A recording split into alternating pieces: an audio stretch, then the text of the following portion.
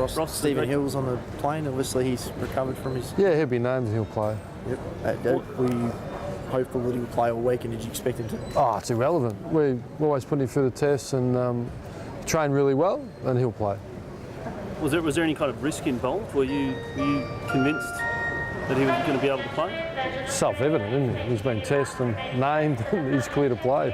Any other changes you're expecting? Any other changes to the team that you're expecting? No, we're just the one change. So when the team comes out, put Alex Silvani through a fitness test, and he trained fully. So at this stage he'll be playing. So Matt Taberner and Tom. Yeah, the emergencies are sort of, Taberner and Sheridan. So yeah, they've been in really good form at Peel, but we're trying to get some continuity in the team, which we haven't had a lot of. There's been some ins and outs. So.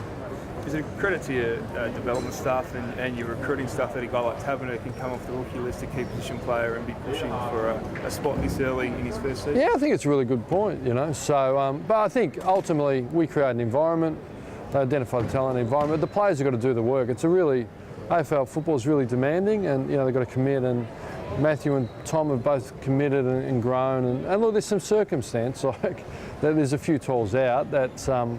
But fortunately, everyone that's come in's been able to play a role and give really good effort. And when everyone does that, it gives you a chance to sort of perform credibly. What did you take from Adelaide's determination to get over the line last week against North? Oh, look, that was a great win by them. It sets up a really good clash. Both teams in form, and we go over to Amy, which is, it's a tough gig, but one where we accept the challenge. We're enthusiastic about getting over there, and they've beaten us the last 3 times. At the end of the day, they've got over the line comfortably in all of them. So, we're pretty keen to try and improve. Is there anything to that, or as you say, history is history? Well, you've got to go to school and learn your lessons. So hopefully, the aim is to do that. But the past results are irrelevant, really. Otherwise, who won last year's premiership? Sydney won it, and so the expectation that we win it again. But we all know we all start equal, and we've all got an opportunity, and that's the way we approach things. Ross, what did you learn out of the final last year? Yeah, look, different personnel. There's probably 4 or 5 or 6 different, and started really well. Our inability to go hard enough for long enough and take our opportunities, which we did have, and.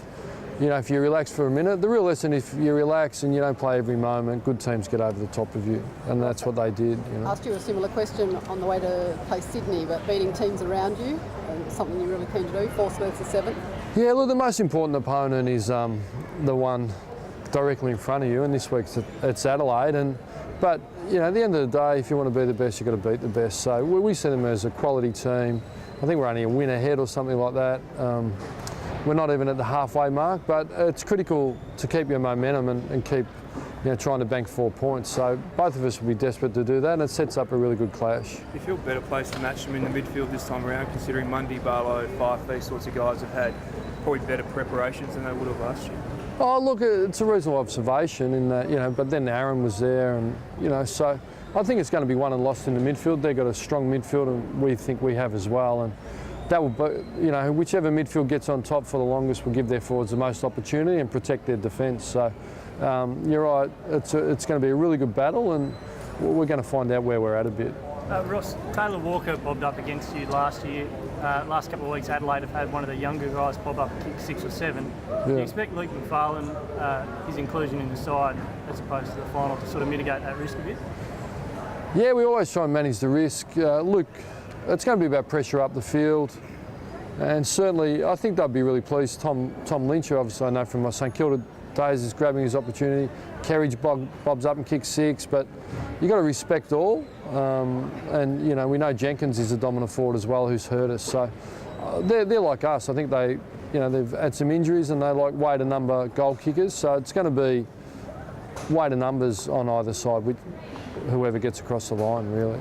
Just quickly back on Hill, is there a chance he'll wear the sub vest, or are we expecting a full game? I can outlay the game plan. I think not many surprises in life left, but what do you think? Yeah, I think there's a good chance. Okay, well, 2-1, and we'll see how we go. This will be a full-strength midfield, though, with getting him back. Look, Aaron's pretty important to us, and John Griffin, and but it certainly helps. What about Sam Jacobs? He's struggled a little bit this season, but he's still a pretty good ruck, and he's obviously coming up against 2 inexperienced guys. Well, he's very good. He's dominant ruckman, and McKernan's given him good support. So we'll have our hands full there. It's a big challenge for Zach and Jack. Brenton Sanderson came out and gave himself a bit of an early season review. He gave himself a C. I'm just curious, in terms of your own coaching, fans have been pretty impressed so far, but how would you assess your own coaching form? Well, I think there's enough assessing. My most important job is to prepare our team and prepare them from Adelaide. So that's my focus. I can just control preparation. It's never as good or it's never as bad as what you may think or other people think. So, you know, I don't get caught up in it, and so it's irrelevant to me. A+.